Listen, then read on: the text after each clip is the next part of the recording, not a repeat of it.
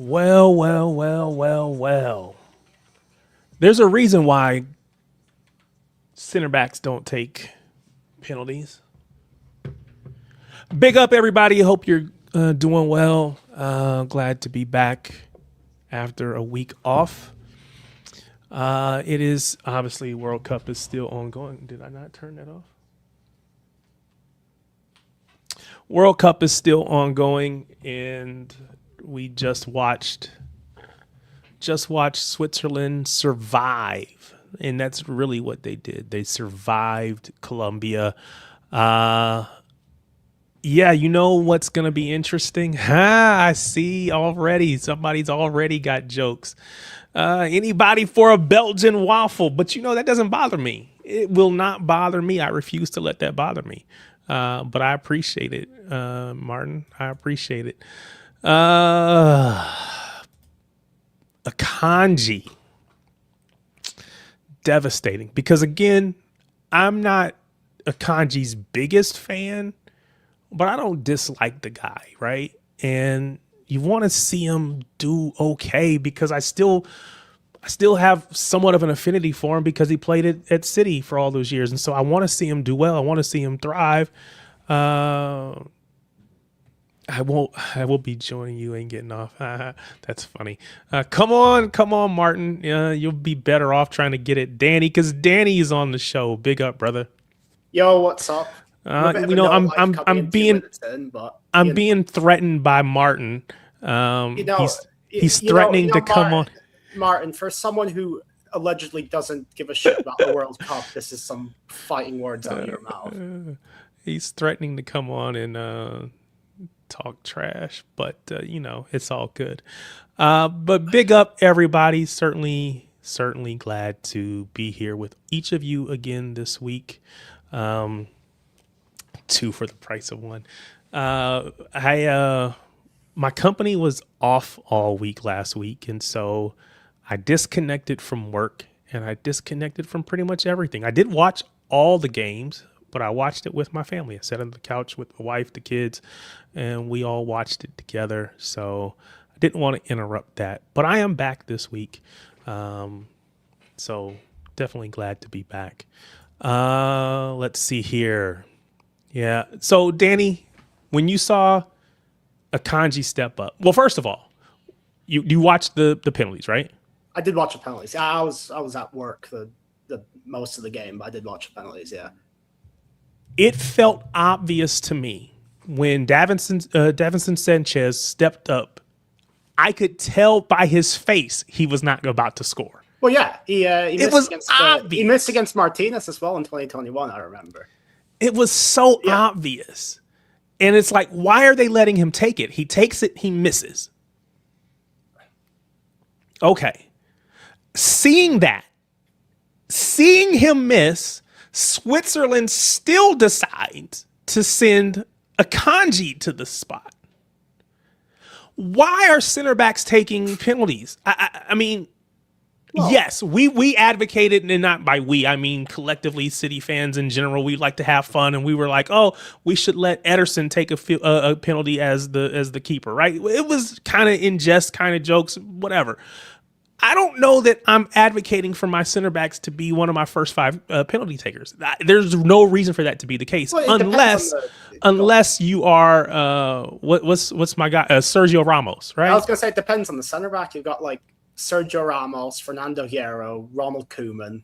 There's a handful of them are very good at the penalties, but when you have Akanji on a penalty, who missed against Spain in Euro 2020, he missed against England in Euro 2020. So he's already missed one, and he's missed 2. Yeah, and you give him another one. It just makes no sense. It's like, do you want to win? You know who did want to win? America wanted to win. The U.S. wanted to win. Unfortunately, we didn't win. Martin, you came on. You got something to say. Let's go ahead and get it out now. Get it out now. Martin, I don't know what you have to say considering you haven't watched any of the World Cup, or at least that's what you. I have now. No. I didn't watch any of the groups. I admit I didn't. But I have been watching the knockout. I have. No, listen. I'm not going to do the banter. Listen. You couldn't doesn't bother me. Go ahead. You couldn't beat a Belgium side with a corrupt FIFA and a corrupt president behind you. Yeah, That ain't our fault. Ain't our fault. You're right. And it's coming home. And I've said it myself. I'm not going to try to defend any of it because they deserve it. Listen, I'm only bantering Danny. Danny, no, I know. I know you are. Danny's got steam going already. You can see. To be fair, I'm saying this to an England fan, but if you've watched the same vicious cycle happen for the last 4, 5, 6 World Cups, you'd have steam coming out your ears as well. Hey, listen, we're used to it. Every single international tournament just to lose to the first good team they face every single time. We've not been different. They get the neutrals hooked in every single time, and now I wouldn't even blame the neutrals if they didn't watch ever again because of the off the pitch stuff, and especially because of the on the pitch stuff. It is a joke. It is an absolute joke, and I'm not going to defend it. Politics and football should not be mixing. Yeah, we've always said that. Politics and football should be as far away as they possibly can. But it is what it is. And listen, shock horror, FIFA's corrupt. There's a documentary on it. It's not like it's breaking news. There's an actual documentary on FIFA being corrupt. So it's not like we're actually shocked at that. So I did not get a chance because I was at work, and Tuesdays are my in-person days. So I didn't get to be in front of a screen to watch the Argentina match. First of all, why are these matches so early? What are we doing? And I guess it's only early for me because I'm here in the States. For you guys, it probably worked out well for those of you in the UK. But I'm like, why are we so early? That being said, I didn't get to watch the Argentina match, right? So we just saw Switzerland survive Colombia. They win it 4-3 in PKs. Prior to that, Argentina, all I know is they were down 2-0. They come back and they win 3-2. You talked about FIFA and corruption and whatever. The timeline on Twitter would make me believe that was the whether it be VAR, the ref or whoever, they were slanted in favor of Argentina, who many believe is FIFA's. Somebody on Twitter described them as kind of like the teacher's pet. They're the favorites, right? They're the favorites for FIFA. They're the ones that we want to see be there at the end because of any reason other than just to play on the pitch. Now, I don't know if that's real or not, but that's how people like to take it. So, Danny, did you see any of that match? On and off. Martin, did you watch any of that match? Very engaging job. So same, on and off. I'm going to be straight. I thought it was, from what I saw, again, but I haven't seen. There's not a team so far in the knockouts that I've watched. See, I think I've missed all the exciting part because since it's gone to knockout, no one's really standing out. It's looking like a bit of a mid. Argentina were crap. So Spicy Potatoes says that how was the ref corrupt in the Argentina match? I am not suggesting that the ref is corrupt because I didn't get to see it. I'm only repeating what I see. Apparently, it wasn't a penalty. What I saw on Twitter. I don't know if it's real, and that's what I want to know. I want to know from you. Tell me if it's real or not. Darsh says, by the way, I hear Egypt getting robbed off the penalty. However, as someone who watches a lot of AFCON in the last decade, Egypt have robbed a lot of teams before. So I'm kind of like, F it. It's deserved. All right, cool. I'll tell you what I did get from that game. Big up to Dylan. Big up I hope Dylan. Omar Mamouche doesn't come in with that attitude. I hope Omar Mamouche don't bring his attitude into this new season. So I didn't see it, so I don't know what you're referring to. What I will say is I saw my show, bro, Crunk, I think it was, post that when Egypt needs him, Omar Marmouche is, and he has this meme of like this mummy, basically, guy wrapped up in toilet paper. So it's basically like he's disappearing. He's not available. He is not anywhere to be found when he is needed by Egypt. That is unfortunate because I was hoping that he would come and kind of get back, play himself into form. Doesn't seem like that's happening. He's not even running. He's not even, I don't know what you guys think. He's not even trying. It's not asked. He's not even trying. I mean today he got benched. I don't know, but I also just don't really care a lot about how these players play for their national teams. if it actually mattered, Raheem Sterling would have been kicked out of the team after one season because he was crap for England until about 2018. So I only care from the concept of I want them to be playing into form. I want them to be firing on all cylinders when they show up to City, right? And so people who have had quote unquote poor, or what I like to think are poor seasons, I want to see them do well. I want to see them get back into something that, you know, resembles the form that we bought them for. Because again, as a City fan, we have amazing players. And so you want them to show up and be amazing. Dylan, appreciate you joining, man. I don't know if this is the first time that you've been on or not. I've been on here. All right, cool. Anything that you wanted to say? Let me before you go, for anybody that's watching, anybody that is watching, I need you to know that there is a link in the chat. It should be a pinned message, which should pin it at the bottom of the chat. If you click that link, it will bring you backstage like Dylan was, and I can bring you on. So if you have something you want to say, whether it be about the U.S., whether it be about the World Cup in general, whether it be about City, whether it be about whatever, if it's football related, I'm willing to talk about it. If it's not football related, maybe I'll talk about it. I don't know. It just depends on how I feel. But you're more than welcome to come on and see. So again, if you're here, welcome. Thank you for being here. Go ahead and hit that like button, hit the subscribe button. And if you want to come on and have your say to me, to Danny, to the panel, to the rest of the world, because again, the rest of the world is watching, of course, then just hit that link and we'll get you on. So Dylan, did you have something specific that you wanted to say or you wanted to bring up? Yeah. Not really, to be honest, but where are you from, Dylan? New Jersey. So you're from the U.S. Yeah. So you are a City fan. I've seen you on social media and all that stuff, so I know you're a City fan. So by being a City fan, you're an intelligent football fan. So what were your expectations for the U.S. coming into this World Cup? I wasn't expecting really nothing, but when I like seen we like beat Paraguay and Australia, and I forgot who else, but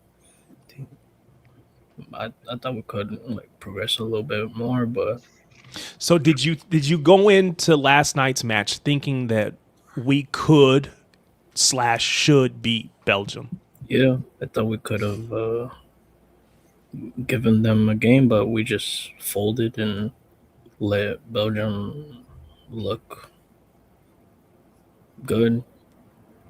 And the way we lost, like, unforgettable. Terrible. Gotcha. So, Danny, what were your thoughts? Well, as for my expectations. Yeah. Coming into this, so we've historically gotten to the round of 16, right? Now, we haven't had to win any knockout matches to get there because there wasn't a round of 32 previously, right? So we got out of the group stages, we got to the round of 16, we lost. This edition of the World Cup, we got through the group stage, we had to play a round of 32 match, we won that. Got to the round of 16, which is where we typically get out, and then we face Belgium. Did you think we would get beyond the round of 16?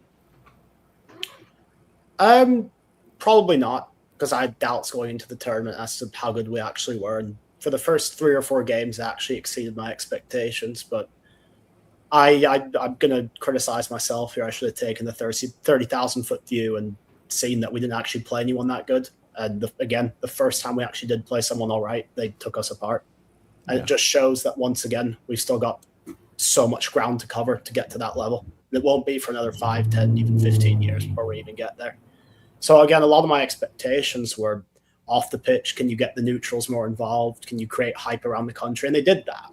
But then again, they erased a lot of the goodwill by what happened with the red card thing, and then the way they embarrassingly went out and shot themselves in the foot on 3 or 4 of those goals. So once again, after a World Cup, I find myself scratching my head and saying, when am I actually going to be satisfied with this national team again?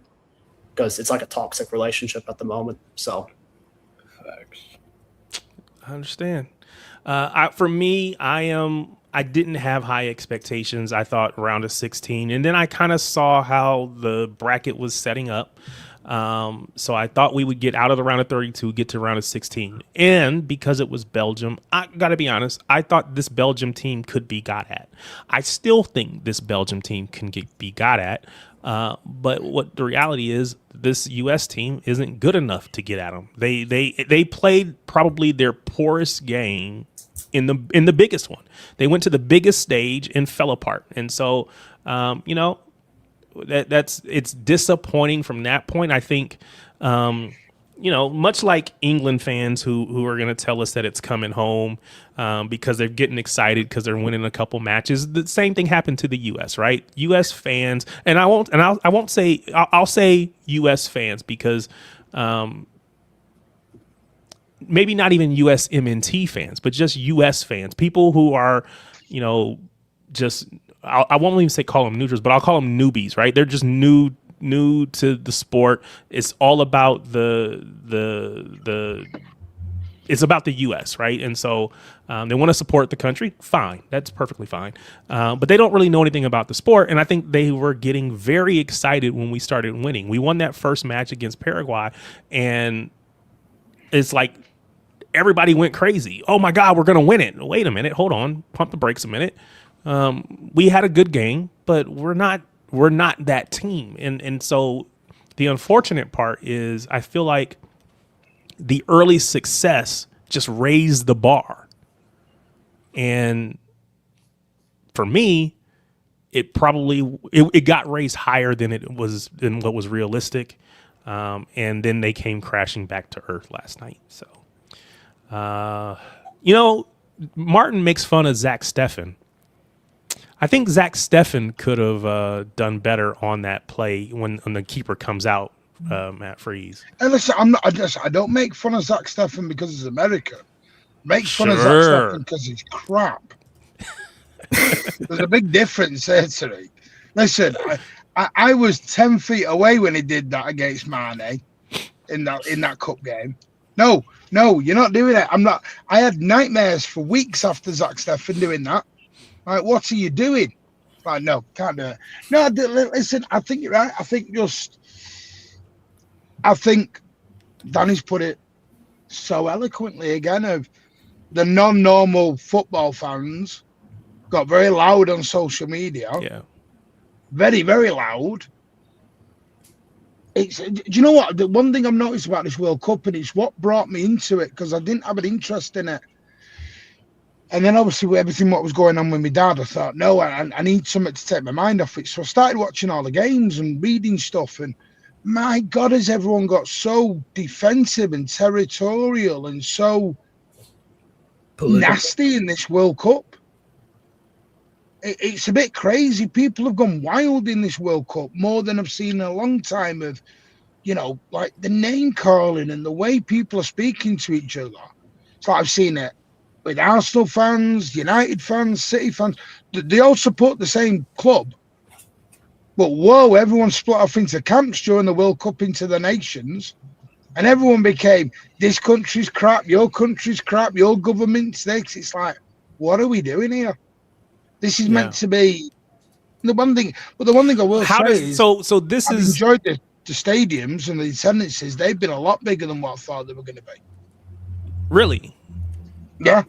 You thought no one was going to show up. The prices and everything that was being talked about, I was expecting half-empty stadiums and no one caring. The prices were the only concern, right? Because, again, I've said to people, I think in the U.S., we like events. The World Cup is a huge event. It's one of the biggest events in the world. It puts the U.S. on the world stage. People were going to come out if they could find a way to make it work. People have more money than I do, so they made it work, I guess. And not only are people going to come from their own countries, but for as flawed as our country is, it's a wonderful ethnic melting pot. I'll say so the melting pot as well. Like, I went to Bosnia versus Switzerland, and I knew what to expect because I'd been to 2 U.S. Bosnia friendlies before. The Bosnian community in LA is like crazy. They're very serious about their football. So it's good that they got to to watch their team competitively for the first time, because they don't come here very often or at all. So. Spicy Potatoes says, Martin, what was it that you were saying about Trump? Actually, don't answer that question.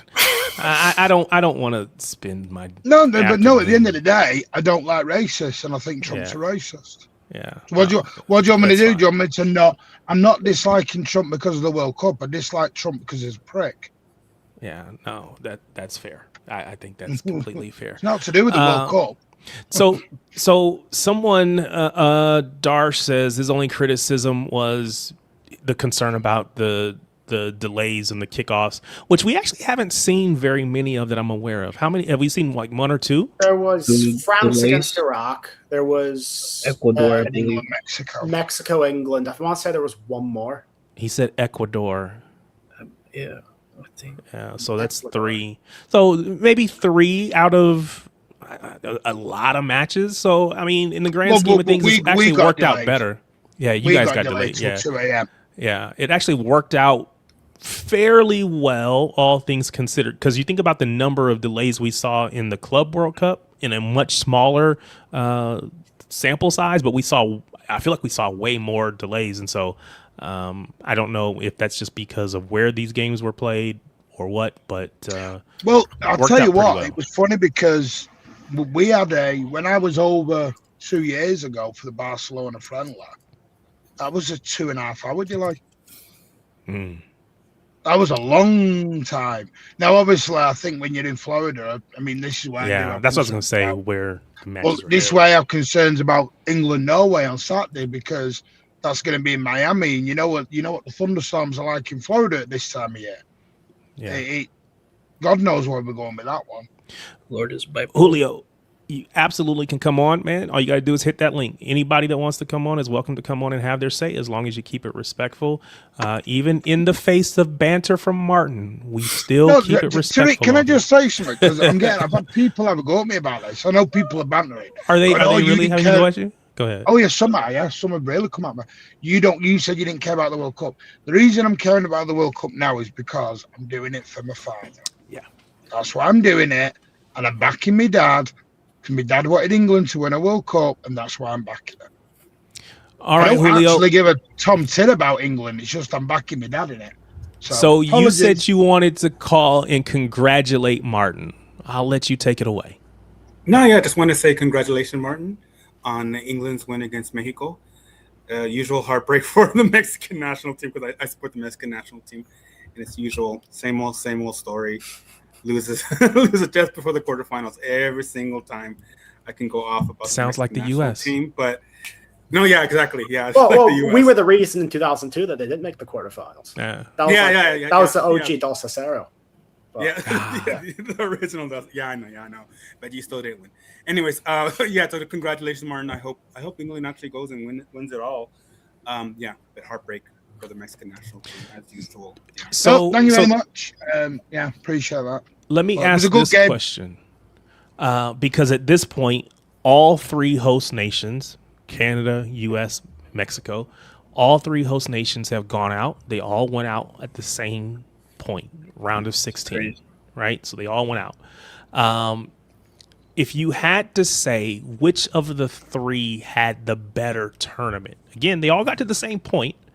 They all went out at the same spot. But if you had to say one, who had the better tournament in your mind? Mexico.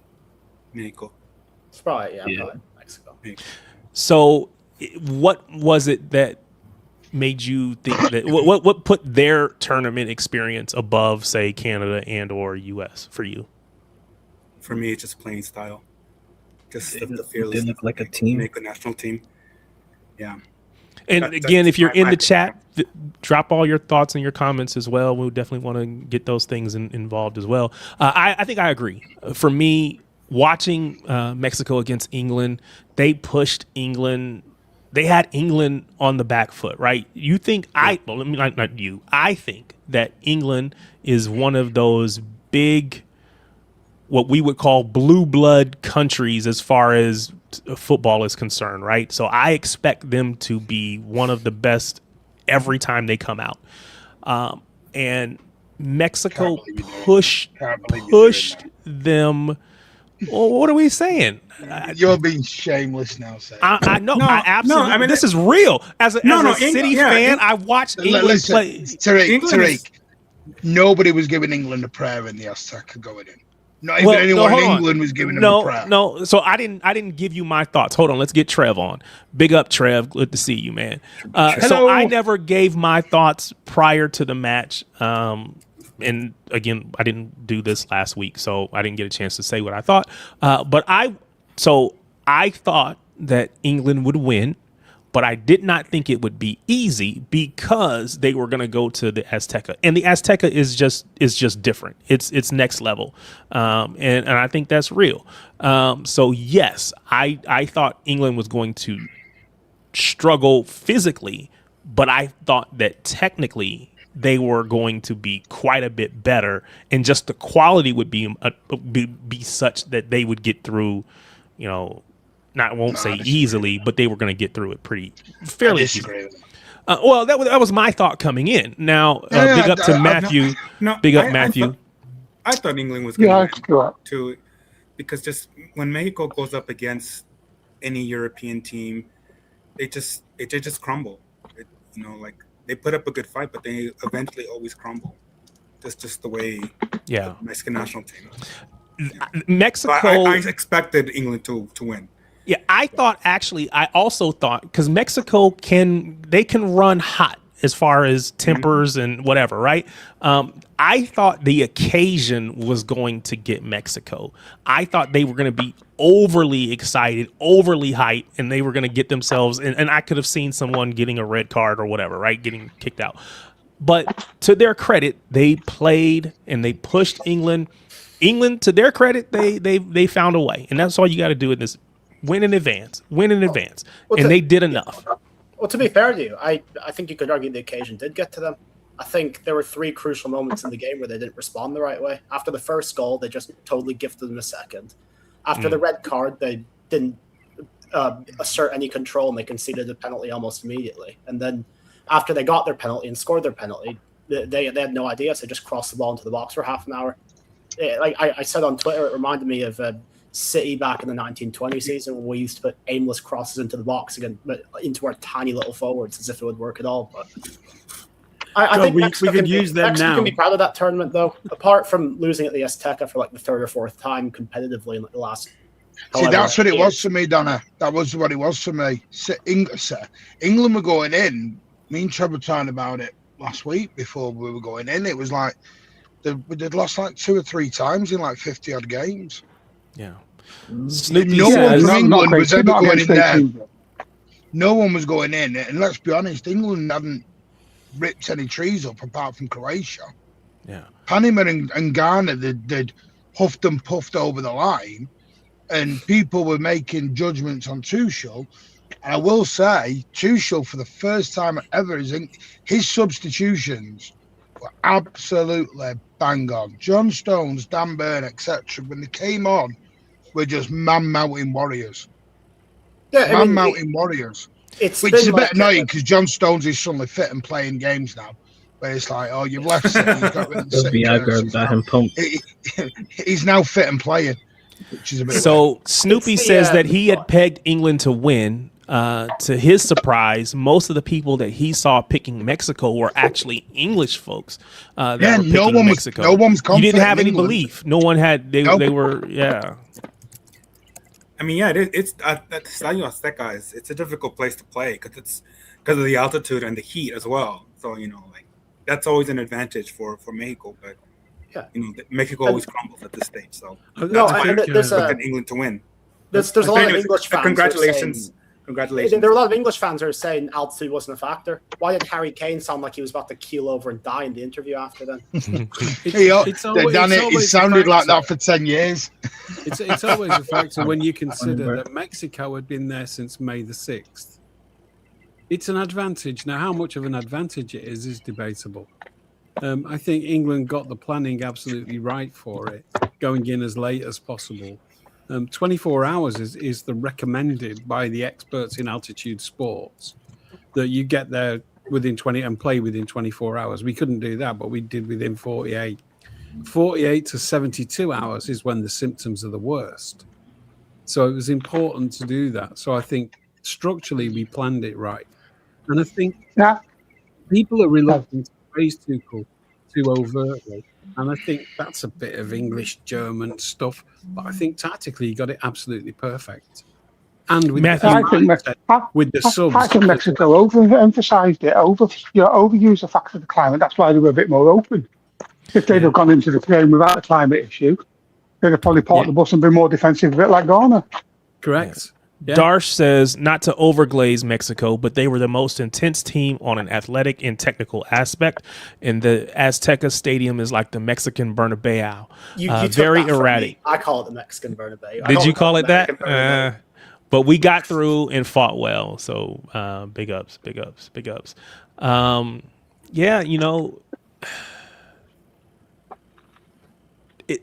I do think that Mexico probably had the better tournament out of everyone, and so we have to see what's gonna, you know, where do we go from here? There's a lot of conversation about. Let me get Spartacus on. Big up Spartacus. There's been a lot of conversation about the whys, right? And it feels like we have this conversation every 4 years. Why is the U.S. not able to get beyond it? At least every 4 years, if not even more frequently. And some of the issues are always going to be the same, right? And we'll talk about pay to play, so on and so forth. I don't want to go too far into it. The whole, what if our best players played soccer or football as opposed to football or basketball or whatever? So all those conversations, neither here nor there. But I do think it was expected for them to, you know, maybe it was hopeful that they would get beyond the round of 16, expected to get to the round of 16, which they did. Losing is not the issue. It's how they lost, in my opinion. It was relatively embarrassing. They basically just kind of folded. But you know who's not been poor? Erling Haaland. That dude has been a beast. Luke says Norway, England will be a brilliant match, and I agree. Well, I don't know if I agree. I hope it is. The Americans are loving him, aren't they? All the American media. So that's where I was going to go. I was going to go there. Haaland is. I think I want to adopt him. Is he going to be the breakout star of this World Cup, Erling Haaland? It's hard to say that because he's already a star for football fans, but for random everyday people in the U.S. who really don't pay attention to the sport, they've all been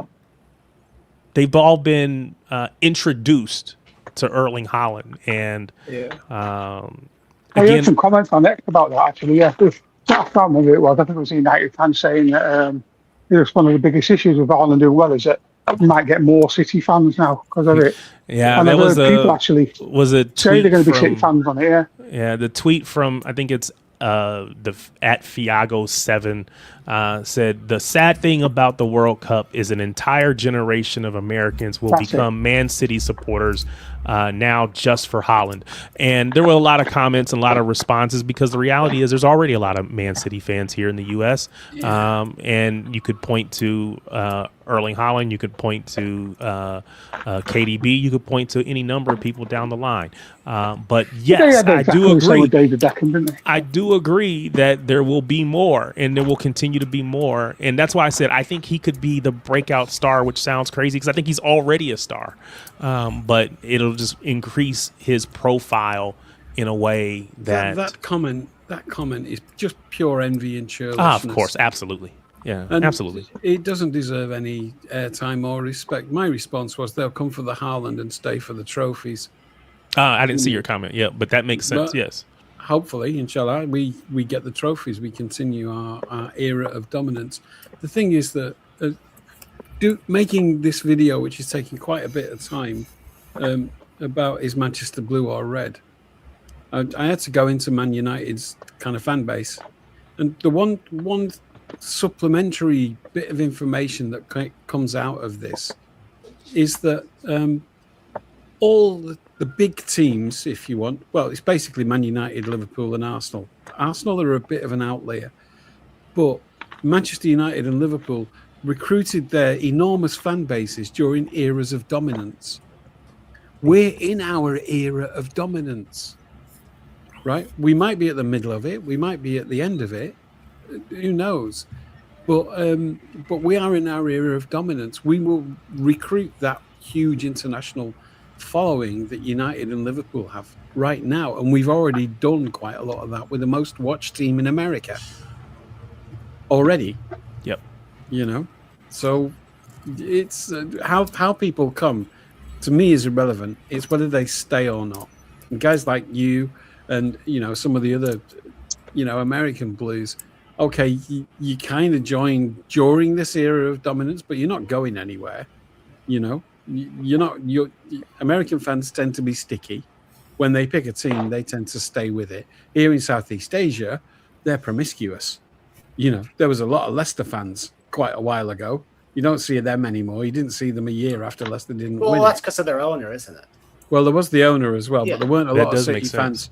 There weren't a lot of City fans when Taksin owned City. Didn't find new yeah. City fans. It was the glory. It was the winning of the trophy that got them. Spartacus, welcome, sir. I have a question for you from Joshua 11,500. Just call him Joshua. The numbers, man. 11,500. What? Joshua wants to know, Spartacus, do you think Norway can cause England problems? Of course they could. Haaland can cause anybody problems, innit? Is there enough support for Haaland that he's not the only one? Because if there's only one player, you can neutralize him, right? You can keep the ball from getting to him. What are your thoughts on that? I don't think necessarily you can neutralize a player for 90 minutes. It's whether or not, for example, the game against Brazil, we had 3 or 4 chances to score. We blew all of them. Haaland had 2. He scored both.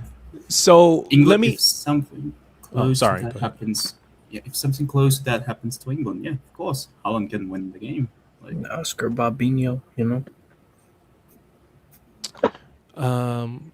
what's interesting? Because one of the things that I did during and it just froze on my end, and that's irritating because it was supposed to not do that. Blame Adam for that comment. So Spartacus, as a Brazilian, and I'm assuming a fan of the Brazilian team, how did you feel watching Erling Haaland rise up over top of Gabriel, head the ball past him for that goal? As a City fan, but also a Brazilian fan, I imagine you're conflicted there. When I saw it, I'm super excited. I'm hyped because Haaland is dunking on Gabriel, and I don't have any other ties there. You're in that moment. Were you like, yes, but wait, no? Were you conflicted at all? there was no yes for a single second in my mind. There was not a single second of yes in my mind. How do you bring yourself to root for Gabriel in that moment? I mean, he's Brazilian. I have to get behind him when he's wearing a Brazilian shirt. Fuck him when he's not. When he's wearing a Brazilian well, shirt. Tarek, that's like asking one of us, how did we back Tim Howard? He was a former United player. But did I really back Tim Howard? Did I really back Tim Howard? I don't know. Hang on, Tariq. That's like saying, did we all boo when Beckham scored the free kick against Greece? No, we didn't. We all jumped up and jumped around like idiots. Yeah. See, this is why Martin is Reluctantly, though. We wish it had been someone else. But Spartacus is big ups upset. to Classic Gamer. Thank you for subscribing to the channel. Hold on, Martin, real quick. Big ups, Classic Gamer. Appreciate you for subscribing to the channel. Anyone else? Go ahead, hit that button. I can't guarantee that they're all going to give me notifications like this. It depends on how you have your settings set. But if it does come up, I will always recognize it because I do really appreciate anyone and everyone that takes the time to subscribe to the channel. So thank you, Classic Gamer. Go ahead, Martin. Yeah, I just point something out as well. Go ahead. Yeah, what I think the best thing about this England team is at the moment is that there used to be a divide in the dressing room between United and Liverpool, and that's not there anymore. There's lots of great video today of Declan Rice and John Stones playing a practical joke on Thomas Tuchel by pretending John Stones was injured, and they're both having a great laugh together. Which is interesting. Those two, those two you would think as bitter enemies all season. Playing these games that were highly competitive against each other, and they're going to switch off and just, become like teammates, which I think will be the difference. Which is what I was going to say. As a teammate, I can understand. Again, having watched my kid and having played sports myself, but we have teammates that were her high school teammates. And then you have people who were her club teammates, and sometimes they were the same. A lot of times they weren't, and so you ended up playing different people in different settings. So I understand that point. But so as a player, whatever. But as a fan, it's it can be at times difficult to separate. I'm with you, Snoopy. It was sweeter than Gabrielle's penalty miss in the UCL final. It was so amazing. I'm not a Gabrielle fan, and I probably let that be known. But seeing Haaland, and I want to see Haaland thrive, right? So that was great. That was great to see. Can I ask? I want to see England win 4-2 and Ireland score 2 goals. I'm definitely.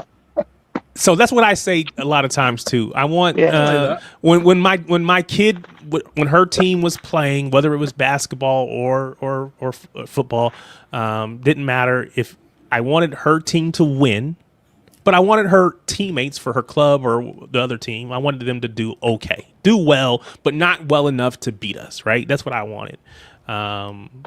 Didn't always go that way, but if Norway beat us, do we all then support Norway? I think that's a yes, right? I don't know.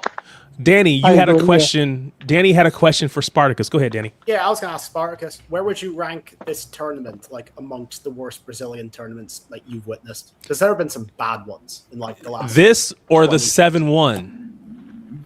Well, at least they made the semifinals. This was definitely worse than the 7-1. This was definitely worse. They made the semifinal save. Yeah, right. We're in the semifinals. I don't know. I don't really do that. I just think it was a poor tournament, but mostly, I don't think the players are necessarily bad. I think the whole cycle of 4 years was just a mess. We gave Ancelotti the job with 8 games to go to the World Cup, and then he found a system which relied heavily on Rodrigo. He got an ACL. Then he found a system which relied heavily on Wesley. He got injured literally one game before the World Cup. Wesley, the outside back? The fullback. Yeah, the fullback, yeah. What's an outside back? He found another system who was very much reliant on Paquetá. He got injured against Japan. So it was just unfortunate, really, as well. Yeah, I did not know this when I asked you this question, but Dar says that when he asked you if you were conflicted about Brazil versus Holland, you said F that, hope Holland F's it up, and then Holland decided to dunk on their head tops. That's Darsh saying that, not me. Yeah. I said that. Yeah. He says, if anyone, any Brazilians, or anyone for that matter, in the chat, you have PTSD of Gabriel, Marquinhos, and Casemiro, or whatever else you might have PTSD about, you can reach out to use the Samaritans link. Darsh has been great about continuing to push that, keep that visible in front of people's faces. So if you struggle with mental health, you feel like you need help, you want help, that is a way to go about and getting it. And I definitely encourage you to do that. So big up to Darsh for continuing to push that message. Martin, if you think I have an agenda on Donnarumma, you should hear me talk about Casemiro. Oh my God, this guy is the most overrated player I've ever fucking seen in football, man. Kroos and Modric gave this guy a fucking career, man. Fuck this. Oh my God. And where's he going? He's moving, isn't he? Inter Miami. Yeah, he's going to Inter Miami. He's going to Miami to play with Vozinha. He's gonna be shit there as well. Messi's gonna fucking carry him there as well. Fucking Messi, man. Going back to Miami. Going back to my girl.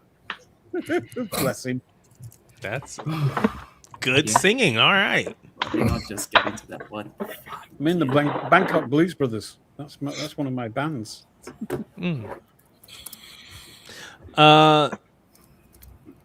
DC says he wants to wrap Holland in cotton wool so he doesn't get an injury. I agree with that.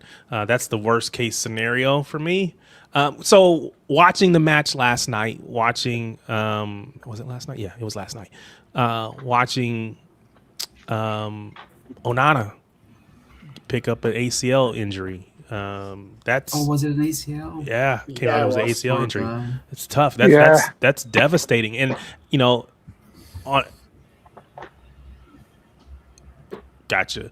I just read your note. Your that's devastating for Villa as well because they've got no money. So that's a devastating. And then what do? How do you replace that player? I know FIFA gives them money. I don't think it's enough. So how do you replace a player if you don't financially have it? And so now potentially your whole season could be ruined. We just talked about Marmoush and his inability to show up in this World Cup. So if Holland, for some reason, was to get injured, God forbid, knock on wood, do all the things to keep that from happening. If Holland was to get injured, what do we do? Do you throw Marmoush up front and say, go win us? I mean, he's done that on a smaller scale, but I don't know if he can do it right now. So, yeah, that's devastating. I think they'll go with Semenyo. I'm not sure Marmoush should be. Yeah, Semenyo. Yeah. All right. Should be gone. I'm going to pivot up from the World Cup because I know Martin has to. This is going to be a short show for Martin, and he's the ITK of the show. So we got to get to his segment. He's got to get to his segment on the show. I can't even debate this one because Tariq won't let me even debate it. Nah, I just you say what you say. I just keep saying you're KFA. I call you what I want to, right? It's my show. I can call you what I want to. All I'll say is if there's any Jeremy Monga fans listening, you might want to cover your ears up. So before we get to that, I got a notification, and Martin, you probably know this, and I could have just probably asked you, but I got a notification from YouTube saying, what was that?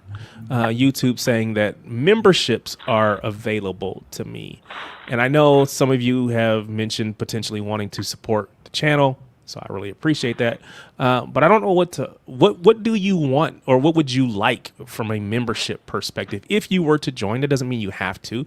If you decided, hey, I want to support the channel and I want to support you, and so I'll join the membership. It's not going to be anything expensive, because what would you want as a perk for that? Put that in the chat. We won't have to take time to talk about it. Did lose Martin, so that's unfortunate, because I think that was intentional.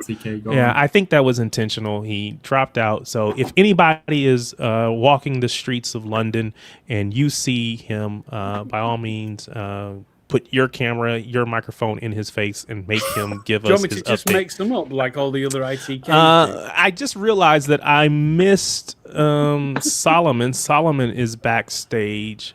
So let me bring Solomon on. Solomon, anything that you wanted to talk about? I don't know if you've been on before or not, but certainly appreciate it. Before I get you, I'm going to bring Martin back on before he tries to run away again. Let's get him. I didn't run away, but literally my phone rang. Sorry. I'm just joking, man. Don't people know that there's nothing more important in your life going on at this particular moment than your ITK segment? Who cares about your flight in the morning? Who cares about your flight in the morning? Flight in about 3 or 4 hours. Yeah, who cares about that? Their flights are delayed all the time. It'll be delayed. Don't worry about it. No, but go ahead, sir. Solomon, I'll get you in a minute.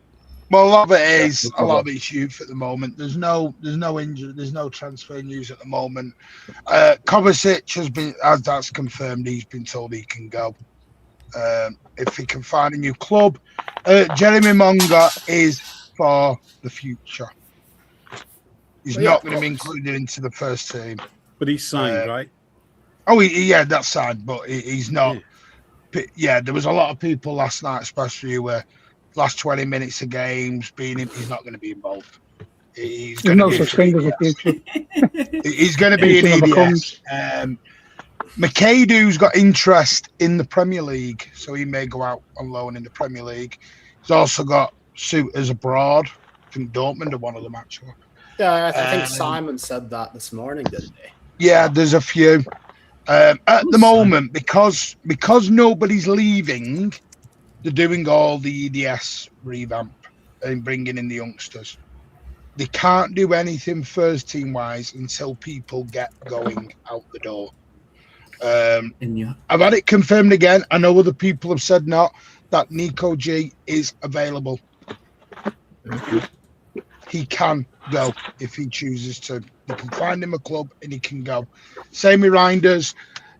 Savio, I think I didn't confirm this last night or not. He may end up staying.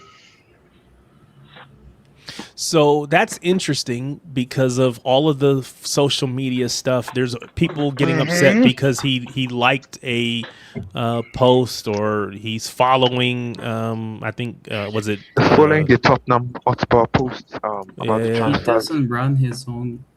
He doesn't run the Instagram account. There is So Maresca- that I understand. Maresca's said some. There's going to be some interviews coming out in the next. I don't know when they're all due out. You know how this PR is. They do interviews and they sort of drip feed them you as you sort of go in. They did the same with Caldoon, but he's talked glowingly about Diaz. He's talked glowingly about Savio. So I suppose we'll just wait and see whenever they come out. A lot of this is timing as well. His timing on situations, things like that. I keep reading articles, and this is probably going to, I know this is going to annoy you, but I keep reading articles that he's going to give Jack Grealish a chance because he liked him in the treble year. No. I keep Grealish reading. Grealish is not staying. Grealish is gone. He's going to be part of pre-season and he will be going over to Asia. But That's a shopping window. Yeah, he's going to be going.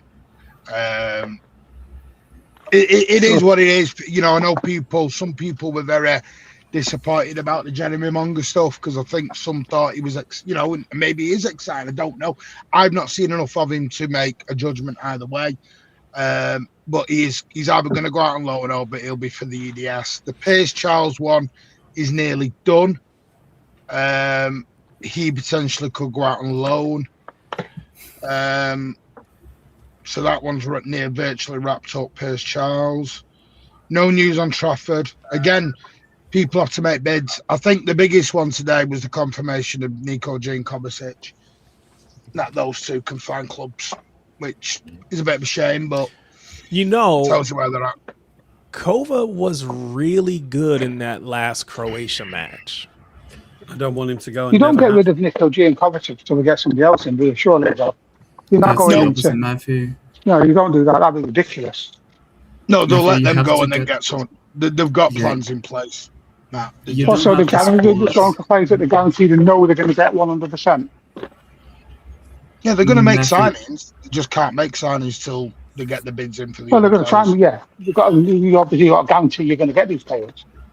Yeah, but they need the guarantees, Matt, that they're leaving because they can't make signings if they all stay. There's no room then. They're already. But you bring them in first and then let them leave. And then what if you don't sell them? Matthew, you cannot do that because you could play with the reserves. Hold on, Matthew. Go ahead, Spartacus. You can't buy the players that are going to replace those two before those two are out of the club because when it comes to the registration period, you need them to be out of your books so that you can put new players in the books. So if you might have everything ready for those two to go, but if at the last second something just doesn't work out, which is, by the way, way more frequent than you would. You also have selling clubs knowing we've sold 2 midfielders. We now need 2 midfielders. The price of it because you now need 2 midfielders. Yeah, that's right. But that's what they're going to do, really, at the end of the day. They're not going to buy anyone until they're sold because the problem is they're not going to take the gamble. Because we've heard this before that players will come in, players were being sold, and then if they don't get sold, what do you do? They haven't got reserves to put them in. They can't put Kovacic in the EDS. And Matthew, I'll spin what you just said. If we buy the 2 players, everybody knows that we have to sell the 2 players. So they're gonna bid way lower than we would originally do. At the end of the day, Leicester did it with Sterling at Chelsea. So simply you're not playing, you're not going to be part paying. Yeah, but just find yourself another club. Yeah, we're not going to do that though. We're not Chelsea. Chelsea are run like a basket case. And also, and Caldoon ain't going to allow that. Vienna might want to, but Caldoon's not going to allow that. But they're not going to pay. They're not going to pay players, Matthew, just to sit on their ass. Look at how much. So it's gambling, isn't it? You got to say you've got to make sure you're going to get this player in. 100% certain we're going to get the player in, so we can sell Kovacic. So Nico G, otherwise. Based on what you know, is the Buati? I don't know if I'm saying his name correctly, but is that a real thing? Is there? I'm sure there's legit interest, but do we think that that's something that is likely to get over the line? Obviously, we still got you mentioned letting Nico G or whoever go, but the money is very high. The little president has clicked that the market is skewed and he wants a lot of money. There are 5 or 6 clubs in for this kid as well. But only one has spoken. Only one have met, and that's us. Yeah. Right. Yeah. Well, publicly, we're the only ones who've met. I don't know if anyone else has behind the scenes. Yeah, every single one of them was already told to the president, but they're just not made it. See, the other day there was genuine interest in Alex Scott as well. So, see, because the problem is, I'm not sure if you missed this a bit yesterday, Tariq. It's like Victor Hayes. They're not sure what's happening with him because of the homegrown quota, and I mean by that, sorry, I need to get this wording correctly, the UEFA quota of homegrown, because they've lost Nathan Aki, who was was homegrown and club trained through Chelsea and etc. And you're going to lose that, and Victor Hayes doesn't bring that in. So anyone under the age of 21 doesn't have to be. You can play them, and they don't have to be included in your Premier League squad. Under UEFA rules, it doesn't matter how old they are. There's no exemption for under 21s in UEFA. So UEFA homegrown? I don't know what. You got to have four homegrown and 4 are academy and club trained, basically. So like Phil Foden, James Trafford, Rico Lewis, and Nico Riley were classed as the club trained, and then the others were the homegrown, which was your Nathan Ake's, etc. Victor Hayes doesn't come in either of those categories, so he has to have a free foreign spot to come into it. Or you don't register him for the Champions League. Correct me if I'm wrong. I mentioned this yesterday, right? But Victor Hayes, wouldn't there be a work permit problem with him? Like there was with Douglas Lee, he couldn't sign him. No, he couldn't get a work permit. Villa could, because they could. No, there's no work permit issue because he's played for Girona. And he played a lot of games. And he's also young enough. And he's also young enough as well because of his age. He already got the work permit when he came to City. Because he already played for us. He wouldn't be able to play if he didn't have the work permit. Yeah, that's fair. That's a fair comment. I had a kiss. comment. You're really quiet, by the way. Yeah, you're very soft. There was a comment that I had before in regards to Victor Hayes. It talked about him potentially going to Valencia.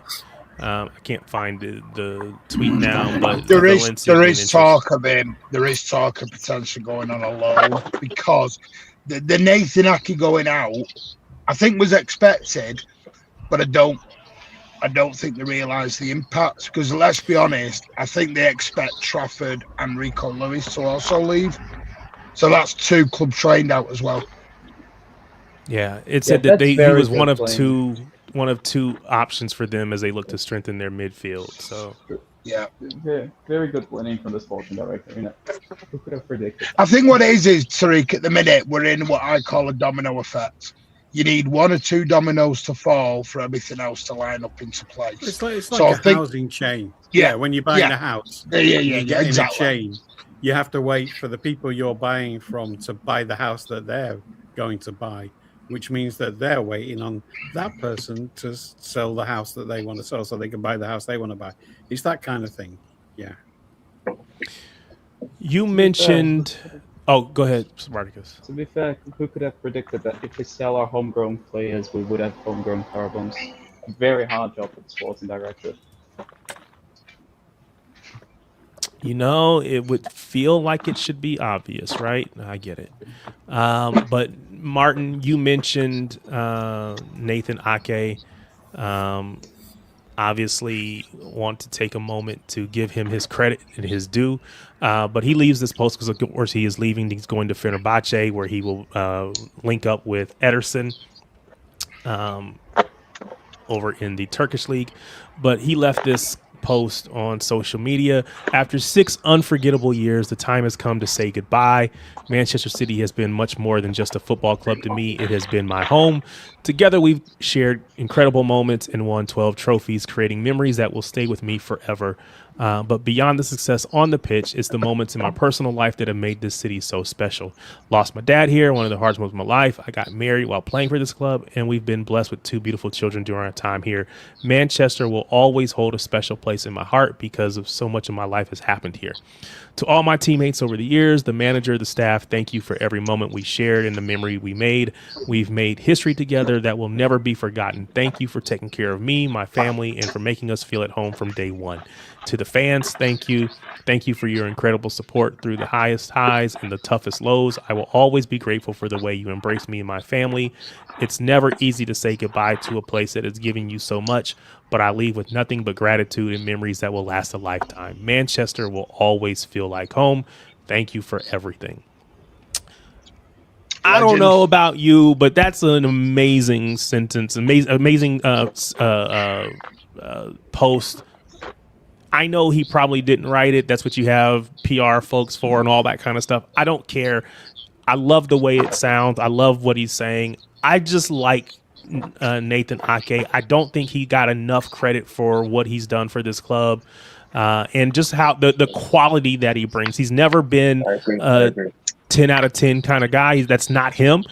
But he's always typically put in a good shift. He came in as a center back, played at left back for us.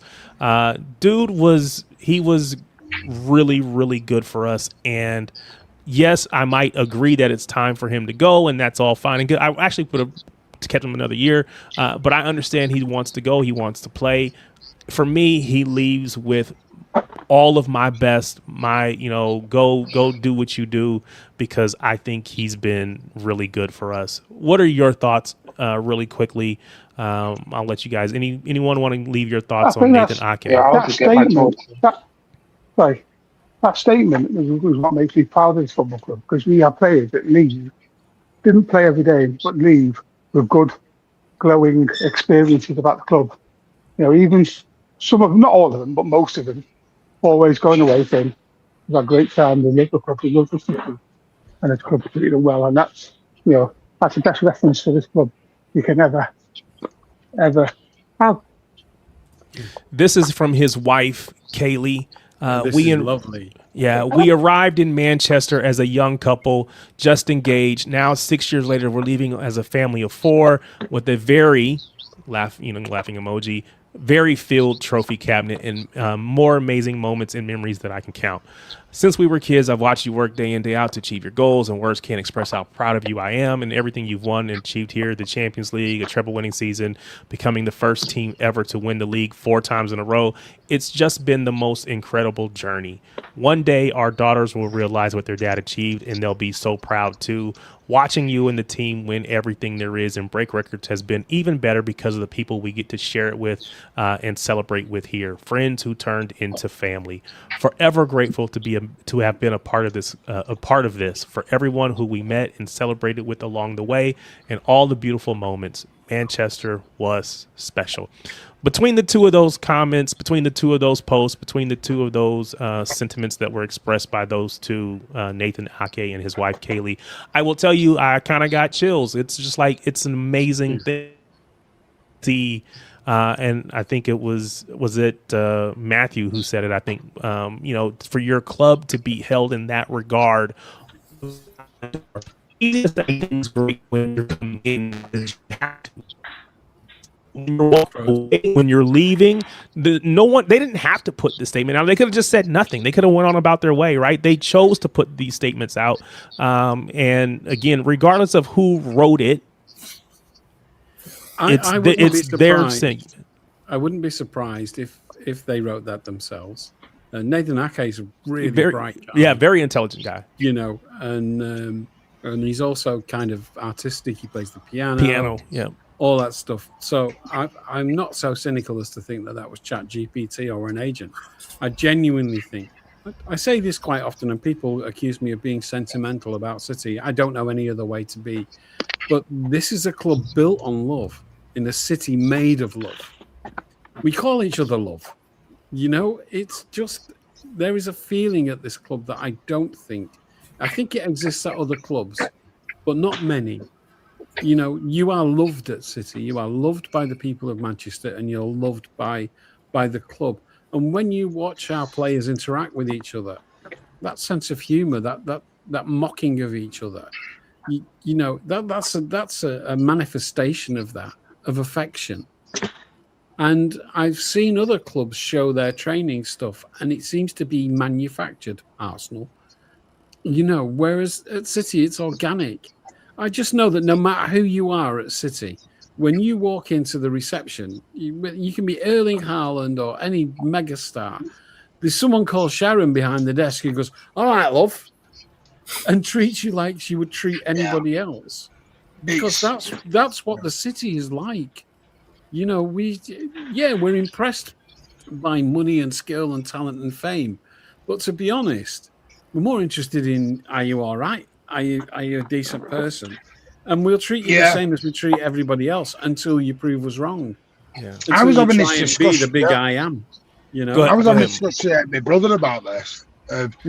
How people mistake, because people here, especially Mancunian and Scouse, sarcasm in the way we talk to each other.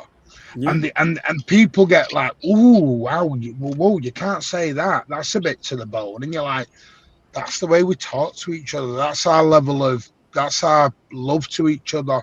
You know, if you heard some of the jokes coming out of my brother at my dad's funeral, Jesus, you'd think some people would have thought he's wild. You know, I was talking about quitting smoking. And my brother comes around with, "No, sorry, Dad's the only one who can smoke today." And I'm like, wait. And he was coming out, and people around would think that's so. My mother thought it was the funniest thing in the world because that was just northern sarcasm. That my dad would have loved it. My dad called it the crack. Yeah. To the older generation. The Irish have it as well, by the way. Banter the crack, and it's just. I think it's just we're not doing it in an offensive way. It sounds weird, but this is why on social media I don't want to bring this up. But we get more offended on racism and stuff like that than we do making jokes about each other's family. Sure. And things like that, because and I think that's might have been that's real world problems. That's real world problems. We're all human beings. And we should all be loved and looked after in the same way, despite race, colour, religion, whatever. Correct. But your family and your politics, that's different. You're doing it out of affection. It's a bit of banter. And I think people get mistaken in that. But the one thing I will say, because I'm going to jump with City, and I did say this, I got told this weeks ago, I said it on LBs, this is going to be a refresh. This is the real rebuild now. This is a new era. This is Maresca and Biana's era now. And unfortunately, we're going to have to be a little bit sentimental this summer. We're going to lose players that we don't want to. And we're going to get hurt by, and we're going to get upset by. But it's not because they're bad. It's just this is time to move on. And we're going to build another dynasty. And that's what you do. And listen, boys, I've got fruit now, guys. Thanks. What's that, Matthew? We got Matt. I've got a fruit now, unfortunately. Appreciate you coming on, man. Thank you. No problem. I'm going to shoot. So before you do, anything Martin, you want to ask me, Martin, before you go, because you mentioned it's a restart. You talked about the Maresca era. Maresca obviously officially the manager of City now going forward. What is officially governor? Officially governor. About time. So what in your mind?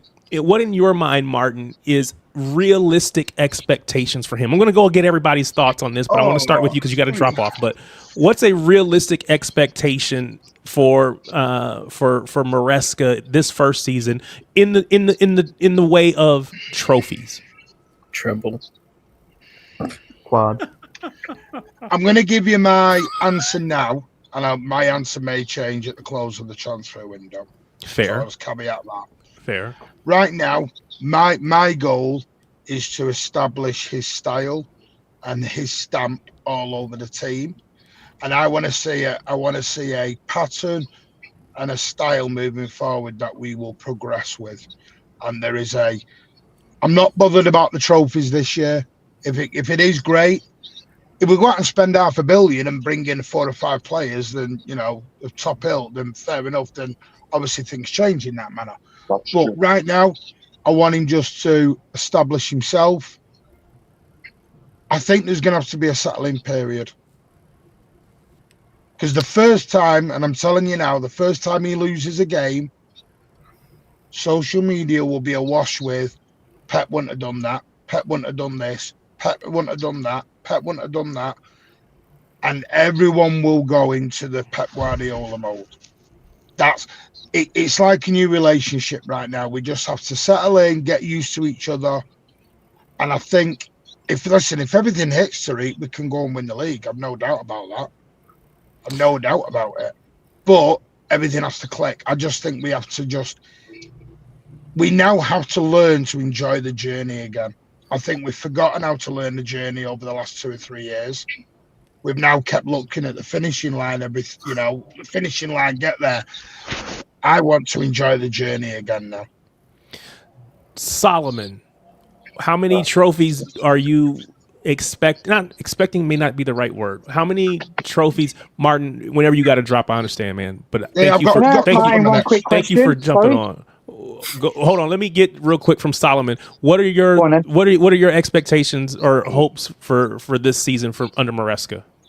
For me, Maresca, is a new manager coming into this football club. He's a new manager, so I think we need time to settle in for his style of play to gel in. And he's a new manager. We need to adapt to his style of play. First of all, for now, I agree with what Martin said about him because we need to settle in. He needs to adapt to his system. Okay, so my realistic expectations for him should be to obviously qualify for the Champions League and win some domestic cups, because maybe the league might be too much. I feel like this club under Pep, we win the league every season.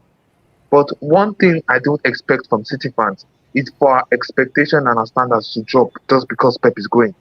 We should still be aiming for Champions League, Premier Leagues, and domestic cups. So for now, I would say aim for the domestic cups. I think maybe two trophies. Okay. Gunnar, you wanted to ask Martin something. I'll let you go ahead. Oh, what to say to him? Have you packed? Yeah, I'm going to the airport in about an hour and a half. Who's off No, I'm saying have you packed? Usually do it last minute. I'm packed. I'm all packed and I'm ready to roll. All right. If you're not packed now and you're leaving in an hour, it's probably a little late. If I'm not packed now, I'm in trouble. I was going to say, if you're not packed now, the wife is probably going to kill you because that's what my wife would do. True. Yeah, anyway.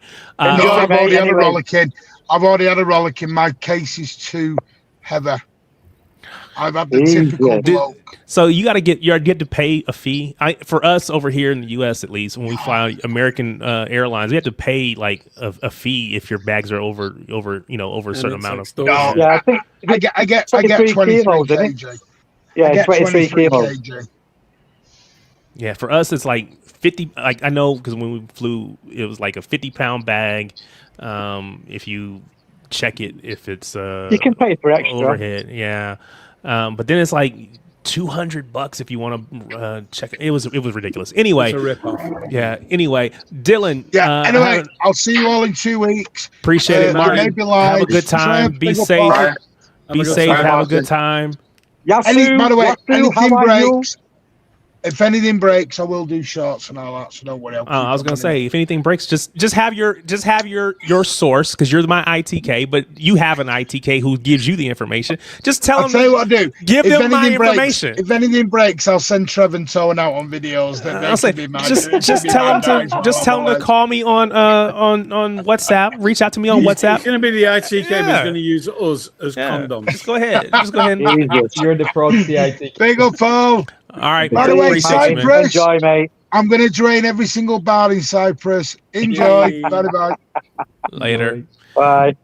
Dylan, what is your expectations or expectations is not the right word, but what are your hopes, or what do you want to see from Maresca and this city team in this upcoming season? I just want to, at least compete. Easy top 4, top 5, and if we can win a trophy, that'll be a plus. And for the season, and I want to be do the double to United, Liverpool. Okay, so not even about necessarily. I mean, you mentioned maybe winning a trophy, but it's not even. But you're looking at, hey, we need to establish some dominance over the rivals. It'll be a. Okay. I think the thing that we need to take into consideration is that who we would consider our rivals. Well, I don't consider United rivals, but they've got Carrick going into a season where his board haven't managed to sign anybody they wanted. None of their targets, 4 so far. And he's going to have money trip. And he's going to have a full season, not just the 1 game a week. And so I think we can discount United. Liverpool have a new manager who I really rate, Areola. Yeah. But it's his first time managing that level of player. I think he'll do well. But it's his first season too. People said that about Thomas Frank too. Yeah. Arteta was very fortunate to win the league last year with the PGMOL assist. And I'm not being churlish. It's just a fact. That we ran them so close is, to me, astonishing. We were 2 results away from taking it away from them, and we won 2 trophies and we beat them in one of them. I don't rate them. You got to give them props because they get it over the line, but I didn't rate them as a team last year. They struggled to score goals from open play. They haven't signed anyone so far who seems to be able to solve that. They don't have a striker, and so we're not the only club going into a new era. Arsenal aren't going into a new era, but they're just not good enough. And so I think we have to think about what other teams are going through as well as us. Not, it's not just us that are facing a new thing. So it sounds like you think that these folks' expectations aren't high enough. Go ahead, Solomon. No, not that. I have a different expectation, but Go ahead, Solomon. Yeah, and I also want to touch on something that you said. Maresca has been with the club. He has been with the academy before. He has been an assistant coach in our treble season. So, he's not new to the club. So, this is more of him coming back to the club to finish what he started. You understand? Yeah. So, I feel like it would be easier for him more than the new managers, I would say. Correct. Because he has been with the club before. So, it turns his style of play is almost similar to Pep's own.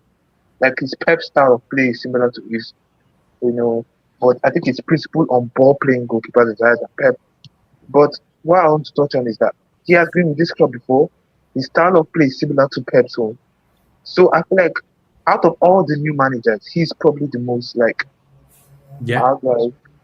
he's probably the most young. The transition will be easier for him. Yeah, thank you. That's a great point. Yeah. No, you bang on there, Solomon. Good shout. So Trev, what are your expectations, hopes, wants, whatever out of this first season?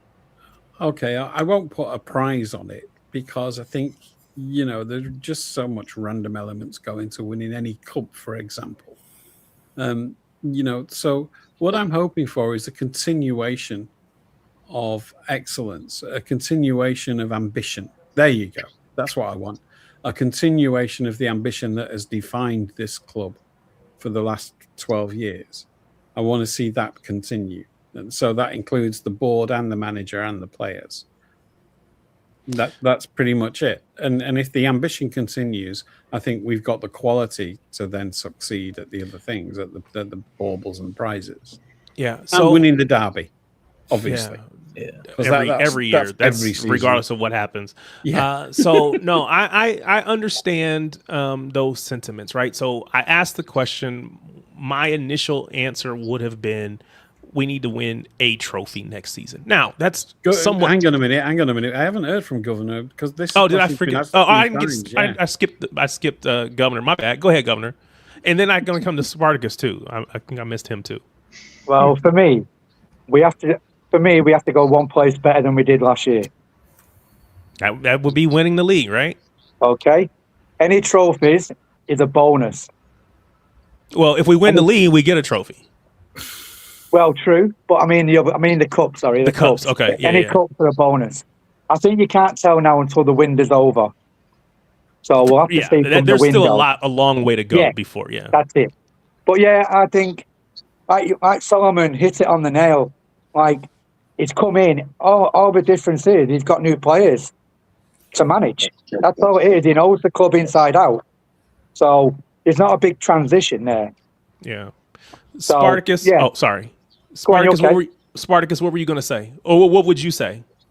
I think I actually disagree. I think it's a pretty decent transition because he plays in a different way than Pep did. I think he's way more reliant on the idea of constantly having a numerical superiority around the ball, which also heavily implies that the goalkeeper is going to be ever more important in build-up and spraying passes around and breaking lines and finding the passes in between the lines.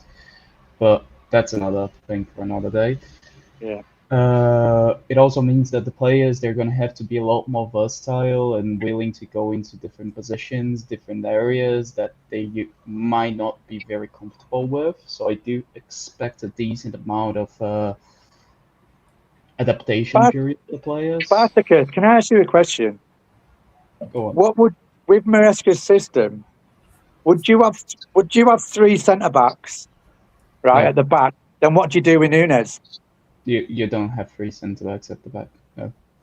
You're not going to play with three.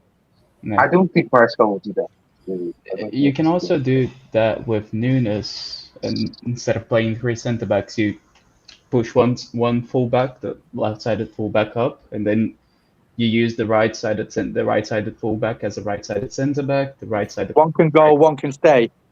Yeah, pretty much. So I don't think you need the three centre backs at all. I think that's bad usage of the squad, if anything, because that also would imply that you would not use the wingers properly in Semenyo and Doku, because then the fullbacks will become wingbacks, and then the wingers will become more number 10s. Well, that's my next question. With Nunes, Pep's put him in that position to learn that position. Now, has Nunes got to learn another position now, a wing-back or inverted winger, right back?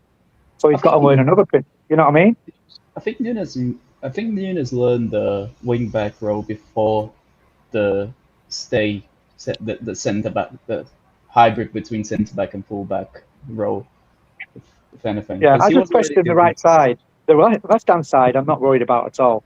We're fine there. About the left either, at the right either. I think both fullbacks we have are very, very good. The thing that I'm worried about is how do we form the back three?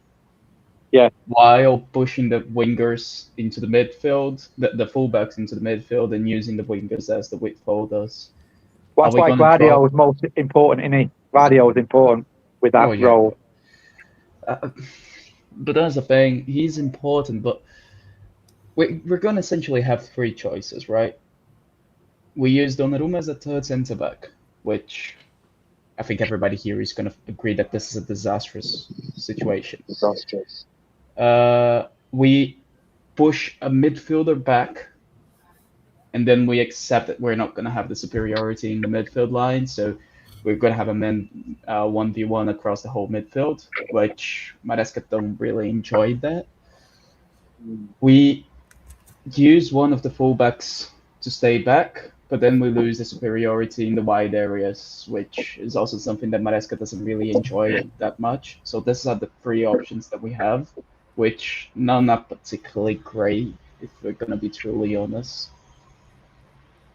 I think Anderson will do all that, though. If that happens, he's a workhorse, isn't he? He'll be everywhere. So he'll be covering positions anyway. But he can't be I'm in sorry to two interrupt, places at the but same time. Go on. We still need that. We still need that second midfielder, though. Real quick, Solomon, you were gonna say you need to drop. yeah. No, that's, my question was that I was having an argument with my schoolmate about which midfielder we should sign between Tonali or Anderson. So I want to ask you guys a question. If there was a chance to pick one midfielder between Elliot Anderson and Sandro Tonali, who would it be? Well, Sandro Tonali's already signed with Tottenham, so yeah. Like if you had the decision to go back and sign a player, Anderson. No, full stop. Yeah, for me, Anderson. Yeah. Proven English quota. Solomon, or would you have gone anyway? Who would you have picked, Solomon? Since you were going to ask the question. Elliot Anderson. Okay. But the debate he had was that he said Tonali has experience. He has won league with Milan before, so maybe the experience will come and play. I was like, no, but have you seen Anderson start this season? Most touches in the league this season. We have he got the ball back quite a lot. Like he was the first in winning the ball back, and also there's this stat that's going around this season. Now Man City are first in losing possession. Like I don't know how to phrase it, but Man City are first in like losing possessions. In winning possession, we lose like the ball a lot, and Anderson can do that for us. So I don't get why this is a debate. I feel like I I'm think not saying Anderson. Tonali was good about 2 years ago. That's when Pep put his arm around him, and I think for the last 2 years he's been average. But a lot of people are slow to catch up. They like a player and they stay liking them regardless of form. Maybe. I think Tonali is a good player. Traditional job. Yeah, I think Tonali is a good player. He's just not the player we need. Yeah, not very versatile like Anderson is. Yeah, I think we need someone to sit and protect the back three. You know, depends what he's playing though. You know, I don't know what he's going to play. So, but you need let Anderson did all the work, but we need someone to protect the back three. Just sit and across the back. I don't know who that would be. I don't really know that second midfielder that we need. So you don't think that the Rodri Elliot Anderson combination gets you that? Well, I'm not thinking Rodri anymore. Even though we still get one season out of him, I think he'll run his contract out. But I'm thinking of the team without him. So, go ahead, Solomon. You had your hand up. Okay, so I also wanted to say there's something LB said. I don't want to touch it with guys about the Semenyo situation. Like he said that we should use Semenyo as a backup left winger, a backup striker, and a backup right winger. Like rotate. I think he said that it should be a backup to Haaland, which I don't necessarily agree. I want to get you guys' opinion. For me personally, he said we should start Semenyo in our starting 11 because last season he wasn't creating enough chances to give to Haaland. And if you guys have noticed, when we signed Semenyo, Haaland's goals has been reducing.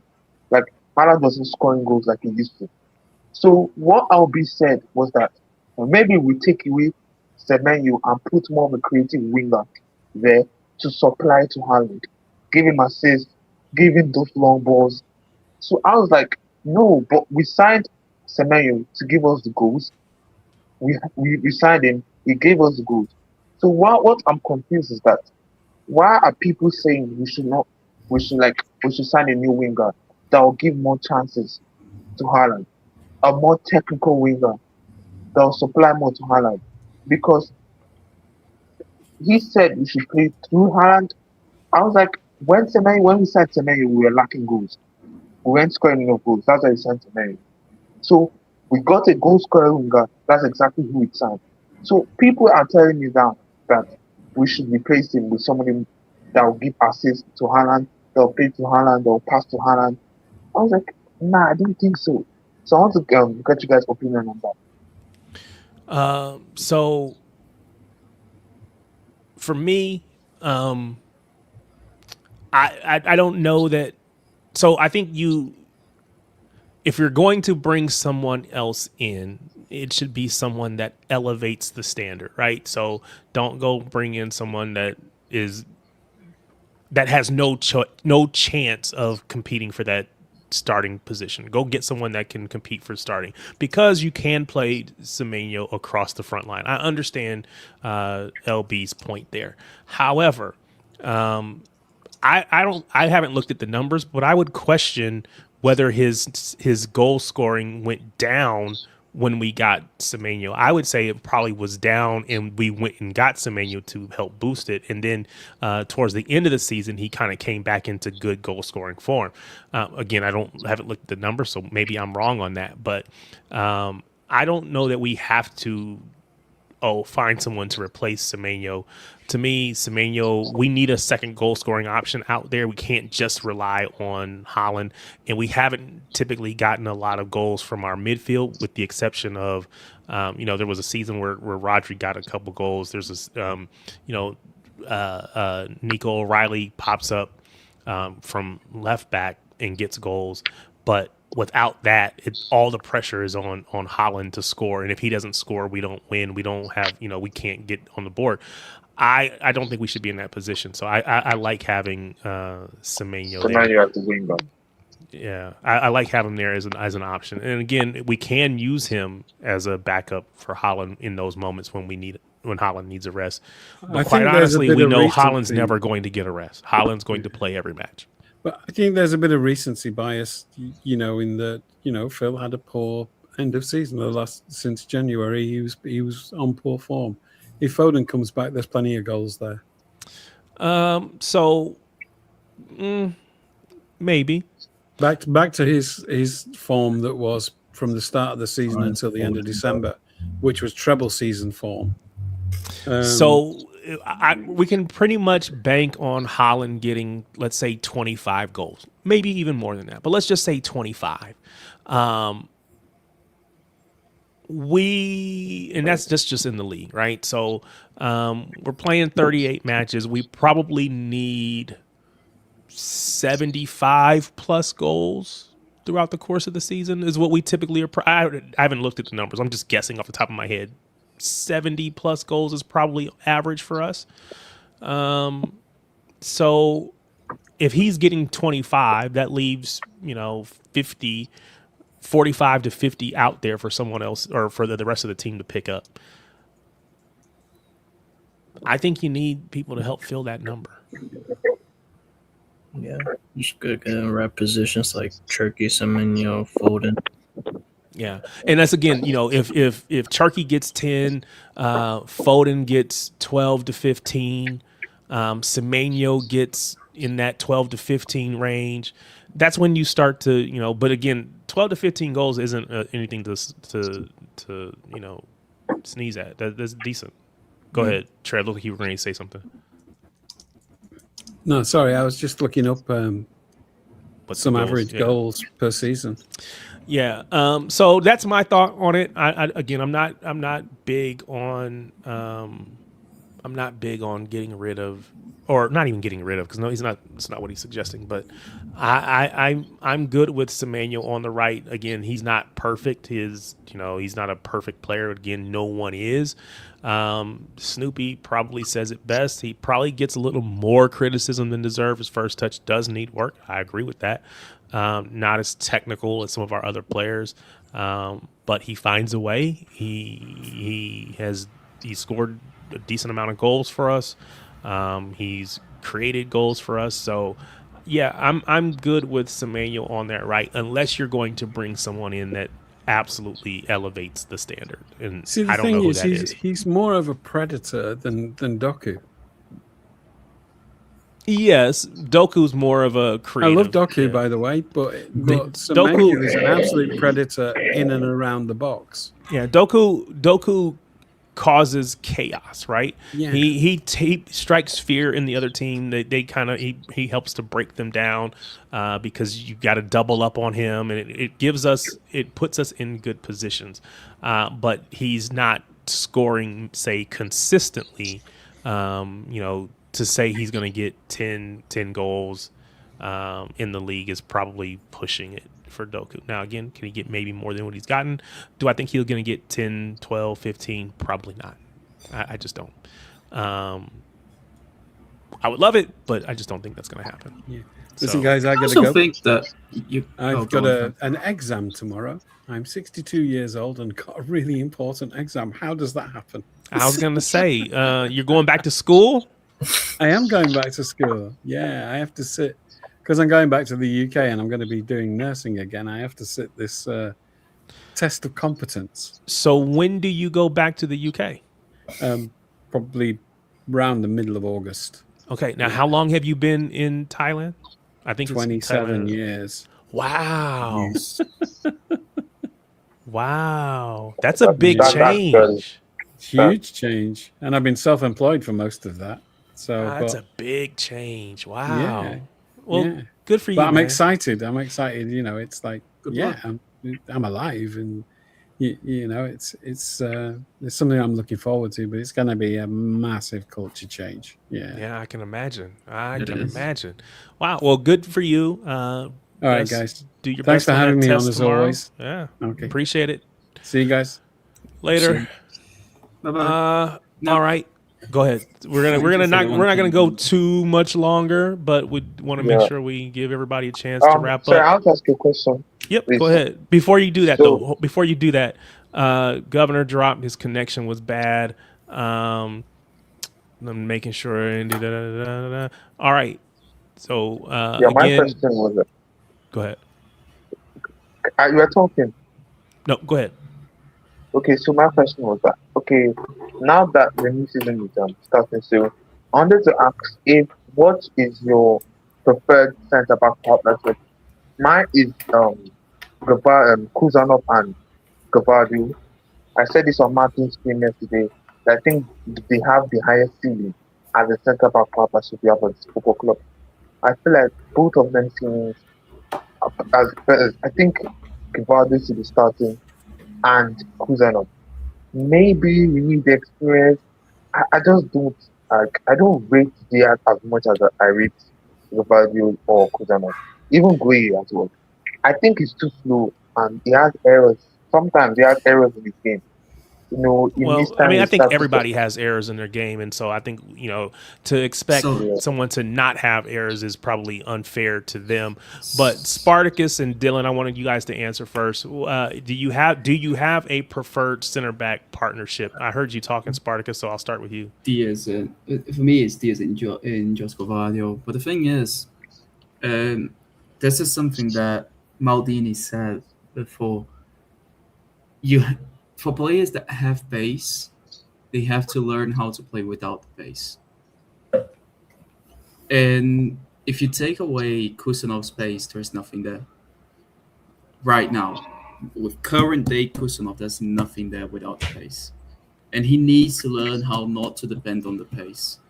The moment that he learns how to not depend on the pace and have a much better positioning and much better reading of the game, the kid has the potential to be the best centre-back on the planet, and by a country mile at that. Because his physical profile and his physical athleticism, and it's just probably second to none. Maybe just second to Van der Ven from Spurs, but the guy's constantly injured. So the kid can be exceptional, but he still has a lot to work on. Because he's one of those that is not quite able to keep an offside trap, who's always a little bit either too far ahead or too far back, not keeping the distance correctly from the left-sided centre-back to the right-back, not knowing when to go more wide or when to be a little bit more central. And that needs to be worked on, because this is going to be exploited by better teams. And this is something that experience will teach the player. And this is where experience is extremely valuable. And Diaz has that. Diaz never had to rely on his pace because he never had any to begin with. So he had to learn how to position himself correctly, how to not allow opposition to be using the pace consistently. And that's a skill set that Kusanov needs to learn, and I think he will. I think Kusanov will learn that, but he still needs to. So, Dylan, you heard Spartacus. Do you have a preferred partnership, and what are your thoughts? I agree with Spartacus. I think it's Diaz Gavadio. I like Kusan, but he has a lot to learn, and I think he'll get it there soon. But first, he'll need to learn a lot from Diaz Gavadio. I think Gus has everything as a center back. He can ping a ball, fast, aggressive, but needs that awareness, experience, and he's all set. Yeah. So for me, to answer your question, I agree with those gentlemen. It's to me, it's probably Diaz, Gvardiol, or it's Gvardiol, Gahey. I like Kusanov a lot. Mm-hmm. I like him a lot. And if you would have asked me this question a month ago, 2 months ago, I might have even said his name, right? Because I do like him a lot. But I think what I've seen in the World Cup when he doesn't have someone there to kind of hold his hand a little bit,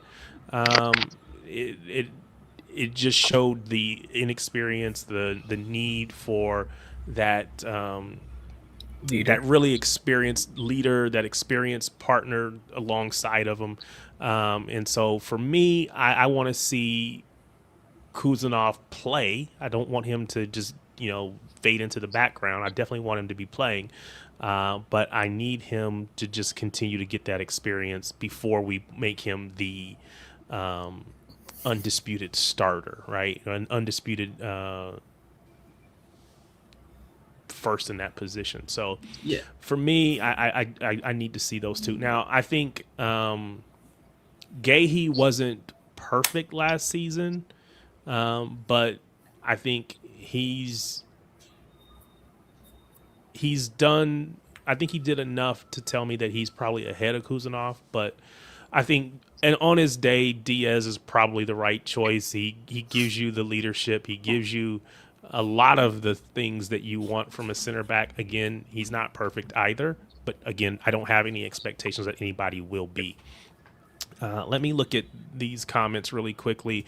Dar says Kusanov has the potential to be the most exceptional defender. However, like Spartacus says, he needs to be able to read the opposition's movements and understand to make the passes with awareness. He says, may I add, Ruben Diaz is the best person to learn from. Look at how Diaz was progressing the ball and making better decisions when Vitinha and Neves pushed up too high. It was incredible in my opinion. Again, he's experienced, he's a leader, and, for his lack of pace, he still has done really good things for this club throughout the year. So I can't knock Ruben Diaz. So, yeah. Martin, who should be on his way to the airport or at least getting ready to go, says Kusanov is going to be world class. No need to rush him to be world class. Diaz never had pace to begin with, which is something that Spartacus said as well. But he is a brick wall, and that I agree with. Just to make something clear, I think Kusanov, he is a star. The kid has got probably the most potential in the planet, and his shortcomings today is to be expected. You expect young players to have those shortcomings, but we can't pretend like those are not there. And again, another thing, you can't when you're coaching a youngster, you shouldn't be playing them regularly. You should give him one game a month, 1 to 2 games a month at best, so that they can play those games, understand what they did right, understand what they did wrong, go into the training grounds, try to fix what he did wrong, try to improve in what he did right, and then go back into the pitch, see what the result of the training was, and then keep this adjustment. He goes, plays a game, sit 2 out, train to improve the things he needs to improve on, go back into the pitch, see the results of the training, go back. And he keeps this work going. He keeps going in and out, in and out, in and out, so that he can properly improve and properly become that best version that he can. If you keep playing him week in and week out, he doesn't have enough time on the training grounds to realistically be working on his shortcomings. Nope, I agree. I agree completely. Martin says he's not at the airport yet. He's got to leave in about 45 minutes. So, last thing that I wanted to say, because again, those of you know I'm in the U.S., and I just saw earlier today that what's my guy from Atletico Madrid? Who? Forward. Arias? Oh, Julian Alvarez? No. Sorloth? He's leaving. He's coming to MLS. He's going to play. Oh, Griezmann. Griezmann, yes. And so when you were throwing names out, I couldn't. I was like almost like stop saying it, and I gotta catch up. But Antoine Griezmann is going to Orlando City. He's going to be playing in Orlando, Florida, and Robert Lewandowski of Bayern Munich and Barcelona is going to be going to the Chicago Fire. Of course, LA has Son. Out of those three ex-European strikers, forwards, goal scorers, which of those three do you think is in to be fair, Son's been there for a little bit, so maybe that's unfair to include him. But out of those three, who do you think is the best pickup for a team at this point in their careers? Sorry, what are you? They're past their peaks. Well, they are past their peaks, but again, we're talking in MLS, right? So the level is different. I would say Lewandowski. Yeah. Yeah, as well. I would say Lewandowski as well. He still got it, but see, I don't know. I haven't watched enough of Griezmann recently, so I don't know what he still has in the tank. But the thing with Griezmann and the thing with Lewandowski and the difference between them is that Griezmann, he's a highly technical player, but he still needs that burst of acceleration and speed to create the separation to use his technical ability. Lewandowski, his game awareness and ability just to find pockets of space inside the box to finish and score goals is probably one of the best of all time. So I think he's still going to be able to provide 40 to 50% of what he used to, while Griezmann, age is going to be a little bit more of a deciding factor on that guy because he still needs that little burst of speed to create that separation. I was surprised that Son didn't do more in his first season with LAFC, which is surprising. So I don't know. Cops coming to get somebody. I don't know who that is. For once, that's not me. For once.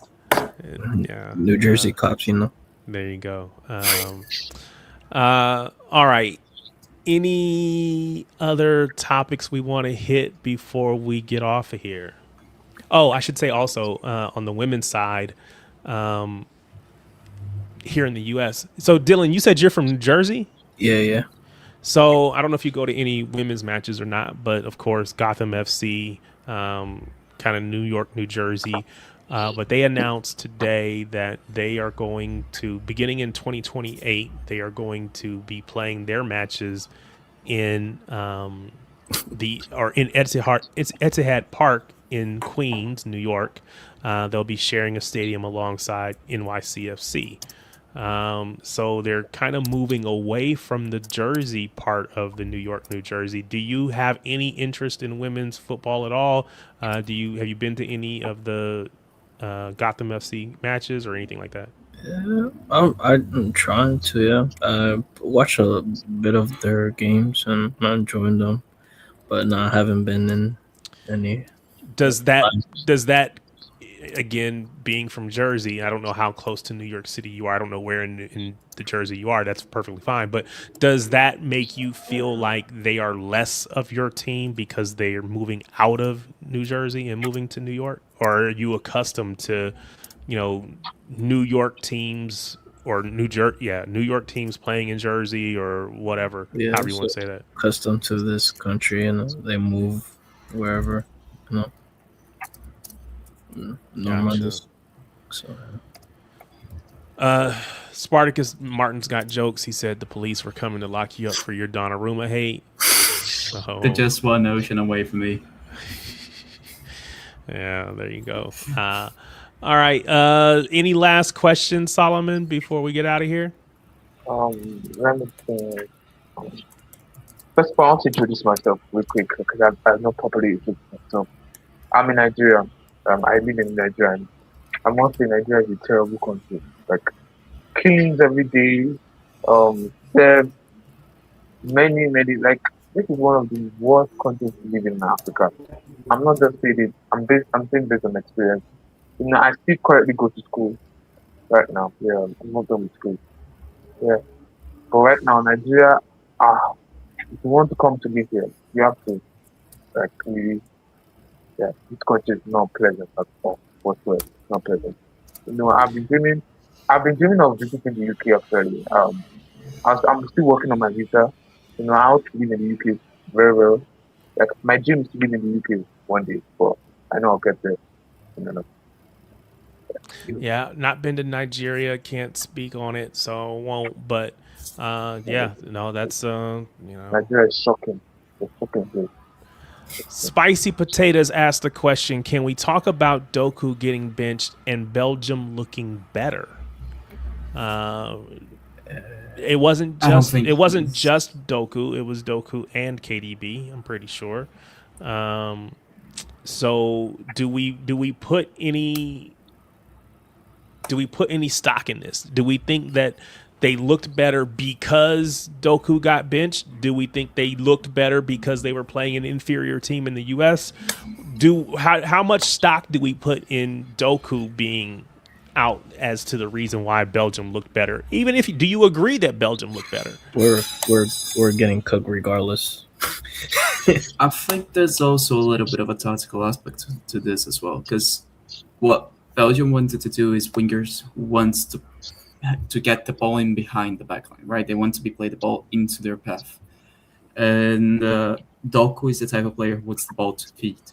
He wants to get the ball to his feet to then explode past the defender and create that chaos with the ball to his feet. So I think it's also because of a tactical aspect that they wanted to do, and Doku is not really suited for that role of player. So no matter how good you are, if you're not play to what you want to do, what you like to do, then you're not really going to perform very well. Yeah. No, that's fair. He said he put some stock on it because he thinks Trossard looked better at left wing than Doku did. Matthew Hoyle goes the other way and says it was probably because the U.S. was just really poor. Yeah. Real Mario says if Vinny Jr. is available, Doku better start learning right wing hoops. I don't know that I put a lot of stock in the idea of Vinny Jr. coming to City, but again, for what he does on the pitch, can't knock it. I can. But I need him to be.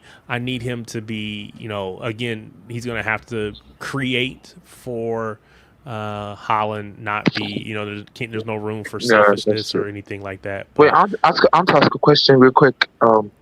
We just had Ella Anderson for 160 million. So who would your other midfield signings? I think do you guys want another midfielder in the club, or you're okay with? Which other midfielder will you have at the club? We want to sign Adam Wharton. The idea of Wharton and Anderson is very tempting. Very tempting. Because Anderson is very good at what Anderson is very good at what Wharton is not good at, and the opposite is also true. Wharton is very good at what Anderson is not good at. So a partnership. Having the two of them could be special. But I guess they're the same player. So if we sign Boadi, are we going to? Is it going to be in the first team, or we're just probably going to loan him out? No, if you pay that much money for Boadi, you're gonna play him because 80 million. Is it 80 million fee for Boadi? That's the number. I mean, anything around that number has got to be. Oh, he has to start then. He's got to. I don't think he has to start, but he's got to be playing. He's definitely got to be playing. If you gave him a year to kind of bed in and transition, basically him in, Rodri out. If you think Rodri's not going to be here next year, and you bring in Boadi in now, that's fine. But it's just a matter of time. I'm a big fan of Boadi. Like at the age of 18, you're that composed. At the age of 18. The composure, actually. Well, so to be fair to Real Mario, and you asked this question, I guess in theory, Leo will want to keep him for another year. So sell him with the loan back to them for a year and then bring him in next year. That's kind of what they've been talking about. But again, I don't know that we never know, right? We never know what the club is going to do. We think we know at times, and then they do different things. We'll see. He says Boadi's not ready. Darsh says if you get Boadi, good luck with the price tag. So, it doesn't sound – it's not a universal, just adulation and joy about the idea. I think he's a decent player. It's still early. He's got a lot of room to grow. But if you ask me – who would I want? It's kind of hard to say, but again, there are things about Adam Wharton that would work in his favor. Again, the English or homegrown, like you said, his skill set, his makeup, his balance. It's just different than Anderson, so they could complement each other as opposed to getting in the way. At least I believe that could be the case. So. Adam Wharton would be a nice shout, but I don't know even who's going to be available. We know Martin said earlier that Nico G could leave. We think that Kovacic could leave. So depending on who leaves, who comes, it's hard to say. But if we do lose either of those two, we'll probably need to go back in. Even if we keep them, we might need to go back in to get another one. So we will see. The only question, getting up to speed with the Prem. So yeah, Boadi would have to do that versus. I don't think that's the case. I think from the French league to the Premier League, the physicality is not that big of a difference. Physicality, okay. What about speed of play, the pace of the game? I think it's about the same. If anything, French league is actually a bit faster. Okay, but. I think less time on the ball. Players are better. Yeah, I think the players in the Premier League are better, but the speed of play and the physicality is very similar. I think the players are technically better. Matthew Hoyle says Camavinga. Martin says Camavinga is a no-no. He doesn't want City, and we don't want him. So, all right, we are going to cut it short today. 2 hours in doesn't really sound like it should be short, but when you've gone 3 most of these each week, it is short. But I'm going to cut it short today. We're going to go 2 hours and call it quits. So appreciate everybody that is here. As always, thank you so much for coming, not just being here, but sticking with us throughout the course of the show. You guys are amazing, and it makes doing this worthwhile. So thank you so much. Again, before we get off, if you haven't already done so, do me a favor, hit that like button, hit the subscribe button. It absolutely does help support the channel. So thank you in advance for doing that. Thank you in advance for your continued support. So we will talk to you all again next week. Appreciate it, and talk to you later. Bye.